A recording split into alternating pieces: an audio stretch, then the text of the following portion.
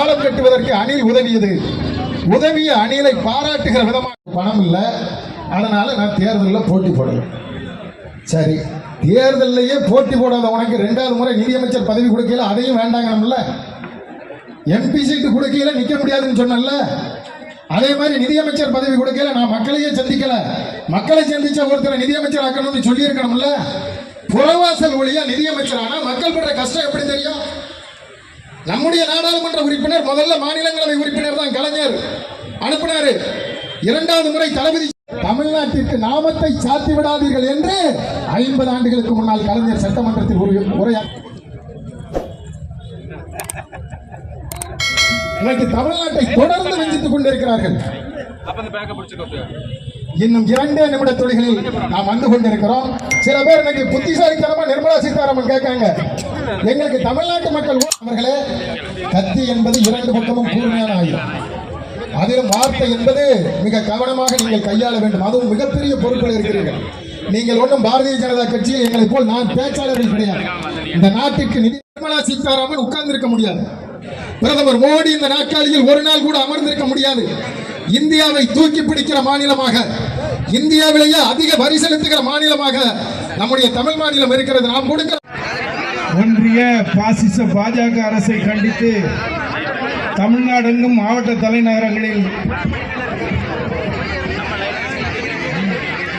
தலைநகரங்களில் நாளை இன்று கழகம் நடத்தும் மாபெரும் ஆர்ப்பாட்டம். இது ஆர்ப்பாட்டம். ஒன்றிய அரசை கண்டித்து ஆர்ப்பாட்டம். இது ஆர்ப்பாட்டம். தமிழ்நாட்டை புறக்கணித்த எதிரான ஆர்ப்பாட்டம். ஏமாற்றாதே தமிழ்நாட்டை ஏமாற்றாதே.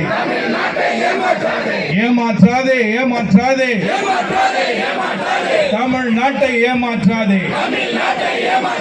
நிதி எங்கே?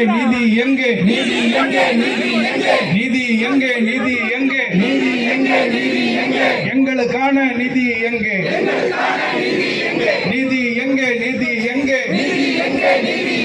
எங்களுக்கான நிதி எங்கே?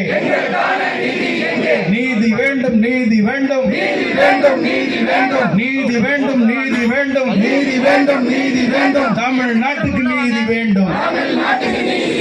தமிழ்நாட்டுக்கு நீதி வேண்டும். தடுக்காதே.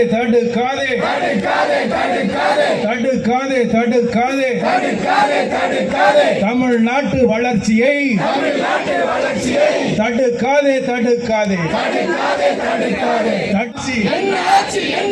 பெட்ரோ நிதி ஆட்சி காணவில்லை. இன்னும் காணவில்லை. ஆட்சி என்ன ஆட்சி? பெட்ரோ நிதி. நம்முடைய கழகத்தின் தலைவர் அவர்களின் ஆணைக்கு அந்த போராட்டத்தை முடித்து நின்று கொடுக்க உங்களுடைய பணி நிச்சயமாக பாராட்டப்பட வேண்டியது. அதே நேரத்திலே ஆளும் கட்சியாக இருந்தாலும் எதிர்கட்சியாக இருந்தாலும் திராவிட முன்னேற்ற கழகத்தின் போராட்டத்தை யாரும் மாற்றிவிட முடியாது என்பதையும் காட்டுகிறது. சில நாட்களுக்கு முன்னால் ஒன்றிய நிதியமைச்சர் நிர்மலா சீதாராமன் பட்ஜெட்டை படித்தார். அந்த பட்ஜெட்டை படிக்கும் போது சில பேருக்கு சந்தேகம், டெல்லியிலே நாடாளுமன்றத்திலே இருக்கிறோமா அல்லது ஆந்திராவுடைய சட்டமன்றங்களிலே ஒருவேளை நின்று கொண்டு அந்த பட்ஜெட்டை கேட்டுக்கொண்டிருமா என்று தெரிய அளவில் இந்த நாட்டின் பகுதிகளை நிராகரிக்கப்பட்ட இந்த மாநிலம் மட்டும் இந்த நாட்டு இருப்பதாக கொண்டு அவர்கள் ஒரு பட்ஜெட்டை தயாரிக்கிறார்கள். 2 மாநிலம் பீகாராக இருக்கட்டும் ஆந்திராவாக இருக்கட்டும் உங்களுக்கு நிதி அளித்து மாநிலங்களை முன்னேற்றுவதற்கு யாருக்கும் 2 கருத்து கிடையாது. ஆனா ஒன்றே ஒன்று, நம்முடைய முதலமைச்சர் அவர்கள் சொல்லி இருப்பது போல பணத்தை அறிவித்திருக்க வருமா வராதா தெரியாது. நான் தெரிஞ்சு ஒன்றிய அரசும் அறிவிப்புகளை மட்டுமே, அதுக்கப்புறம் என்ன இன்று அவருக்கு ஆட்சி பொறுப்பில் இருக்க வேண்டும் என்றால் ஒரு மைனாரிட்டி ஆட்சியாக இருக்கக்கூடிய, ஏன்னா இவங்க மைனாரிட்டி மக்களுக்கு எதிரே இருக்கக்கூடியவர்கள், அதனாலதான் இன்னைக்கு மைனாரிட்டி நடத்தி கொண்டிருக்கிறார்கள்.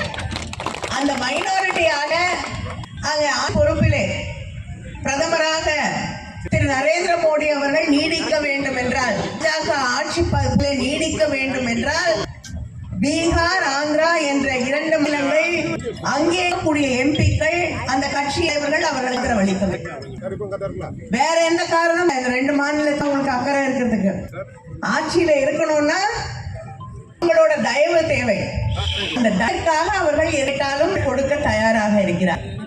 இப்படி தன்னை ஆட்சியை நிலைநிறுத்திக் கொள்வதற்காக தான் ஆட்சி பொறுப்புல வேண்டும் என்ற ஒரே காரணத்திற்கு ஒரு பட்ஜெட்டை நம்முடைய நிதி அமைச்சர் அம்மையார் சீதாராமன் அவர்கள், நமக்கு தெரியும் அவங்கள, நமக்கு மழை இடம் வந்த போது இங்க வந்தாங்க, தூத்துக்குடிக்கு வந்தாங்க வந்து இங்க நம்ம கலெக்டரேட்ல தான் உட்கார்ந்து எல்லாரும் இங்க என்ன மழை வந்ததெல்லாம் கேட்டுட்டு, அப்புறம் நம்ம நிதியை அழைத்து கொண்டு எல்லா இடங்களுக்கும் பார்வையிட்டு விட முக்கியமான ஒரு சொன்னார்கள். என்ன, கோயிலுக்கு போனீங்கன்னா இல்ல காசு போடுங்க, உண்டியல்ல போட. அதனால அவ்வளவுதான், போனவங்க தமிழ்நாட்டை சிந்திக்கவும் இல்லை. நமக்கான அந்த மழைக்கான நிவாரண நிதி 1 ரூபா வரல. ஆனால் நேரத்திலே மோடி நாட்டுக்கு 8 தடவை 10 வந்தார். பட்ஜெட் நம்ம பேரு 1 தடவை வரல. நாட்டுக்கு வந்து நானா பொருட்களே தமிழ் பேசுது, அது என்ன பட்ஜெட் எழுதும் போது தமிழ்நாட்டு பேரே அவங்களுக்கு ஞாபகம் வரவில்லை. ஜிஎஸ்டி மட்டும், நம்ம கிட்ட வரி மட்டும் வாங்கிக் கொள்கிறார்கள். நாங்க சொல்லுமா, நம்ம சொன்னா என்ன ஆகும்? நீ எனக்கு காசே கொடுக்க மாட்டேங்கிற, நான் ஏன் வரி கொடுக்கணும்னு நீங்க நாட்டை நடத்து. தொடர்ந்து மாநிலங்களை பறித்து மாணவ உரிமைகளை கொண்டு இப்பொழுது இந்த வரிகளையும் கொண்டு மதங்களுக்கு வர வேண்டிய நமக்கு வர அத்தமானத்தையும் வாங்கிட்டு போயிடுறாங்க. வாங்கிட்டு திருப்பிக்கலன்னா மாநிலத்தை எப்படி நிர்வாகம் செய்வது, மக்களுக்கு தேவையான வசதிகள், வளர்ச்சிகள், மறு தேவைகளுக்கு நம்முடைய முதலமைச்சர் ஒவ்வொரு நாளும் மகான திட்டங்களை அறிவித்திருக்கிறார். எந்த நிதி நெறி வந்தால் செயலை காட்டிக் கொண்டிருக்கிறார்கள். புதுசா பட்ஜெட்ல ஒரு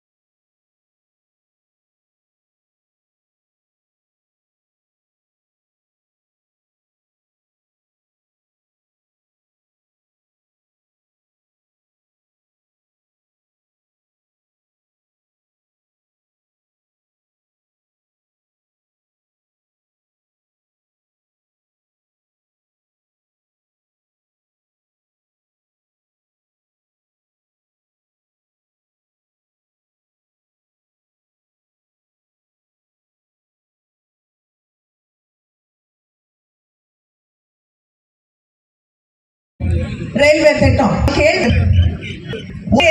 அமைச்சர் அமித்ஷா அதிமுக பொழுது 2 பெட்ரோல் வந்து அடிக்கல் விட்டு சென்றார். இப்பொழுது அது பணம் கொடுக்கவில்லையே, எப்ப தருவீர்கள் கேட்டால் மத்திய அமைச்சர் அடிக்கல் திட்டம் இன்னும் கிளியரன்ஸ் இல்லையா, காசு வாங்கினா போட்டாங்க சொல்ல முடியல.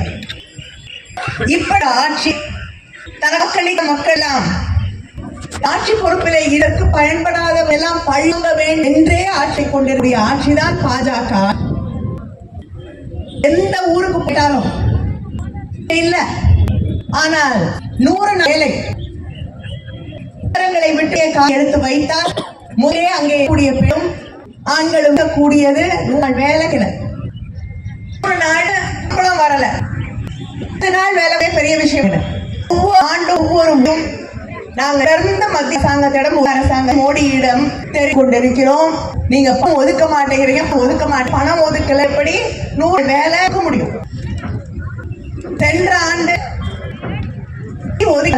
இத்தனை ஒதுக்கினதை விட கூட ஒதுக்கினார். செலவு செஞ்சு ஒதுக்கின கூட செலவு செய்தார்கள். எவ்வளவு கொடுக்க முடியும்? இந்த அதை விட குறைவாக நிதி ஒதுக்கினது என்ன சொல்றாங்க? போன வருடம் ஒதுக்கியே முன்னாக செலவு முடியவில்லை, நீ கொடுக்கல எப்ப பண்ண முடியும்? அதனால ஆண்டு இன்னும் குறை ஒதுக்க பல பேருக்கு வாய்ப்புகள் கிடைப்பது 100 நாள் வேலை திட்ட வழியாக கிடைக்க வாய்ப்புகள் இருக்கிறது. இப்படி எல்லா இடம் தமிழ்நாடு மட்டும் கிராமப்புறங்களில் இருக்கக்கூடிய சாமானியர்களை ஏற்றக்கூடிய ஒரு தான் இந்த ஆட்சி பட்ஜெட் என்பதை புரிந்து வேண்டும். இது பெரிய கார்ப்பரேட்டுகளுக்கான பட்ஜெட், அவர்களை பாதுகாப்பதற்கான பட்ஜெட். வேலை கொடுக்கும் கல்வியில படிக்க மாணவர்களுக்கு பயிற்சி ஒரு திட்டத்தில் வந்திருக்கு. அந்த திட்ட கார்ப்பரேட் நிறுவனங்களுக்கு வாசு மாணவர் கொடுக்கறது இல்லை, கார்ப்பரேட்டுகளுக்கு வேலை. உங்களுடைய திட்டங்கள் எல்லாம் கார்ப்பரேட் நிறுவனம் பெரிய பெரிய முதல்கள் இவர்களை வளர்வதற்கான திட்டங்கள் மட்டுமே இருக்கிறது. இந்த நாட்டாணி அமைக்கள் மட்டும் பெருக வேண்டும். சாதாரண மக்கள் உணராமல் இல்லாமல் அடிப்படை வசதி இல்லாமல் மருத்துவ தேவை அடைய முடியாமல் கொண்டிருக்கிற மக்கள் மீது இந்த அரசு இல்லை. செலவு செய்ய பணம் ஒவ்வொரு வருஷம் முக்கியமாக இருக்கட்டும், மருத்துவமாக இருக்கட்டும், மக்களுக்கு தேவை திட்டங்கள் இருக்கட்டும், அடை வசதியான திட்டங்கள் எல்லாம் நிதி குறைக்கப்பட்டிருக்கிறது. மக்கள் விரோத பட்ஜெட் இந்த பிஜேபியுடைய பட்ஜெட் விரோதமாக செயல்பட்டு இருக்கக்கூடியவர்கள், தமிழ் மக்கள் எதிர் செயல்பட்டுக் கொள்ளக்கூடிய, தமிழ் நல்லிக்கு எதிர் செயல்பட்டு இருக்கக்கூடிய விரைவு பதவியை இருந்து காட்டும் அங்கே தமிழை பாதுகாக்கக்கூடிய சாதாரண மக்களை பாதுகாக்க அதாருக்கும் அம்பருக்குமான மட்டை மட்டும் போடியவர்கள் அல்லாமல் நம்முடைய கிராமப்புறங்களில் வாழ்ந்து கொண்டு கூட மனை பற்றி ஒரு ஆட்சியை உருவாக்கி காட்ட வேண்டும்.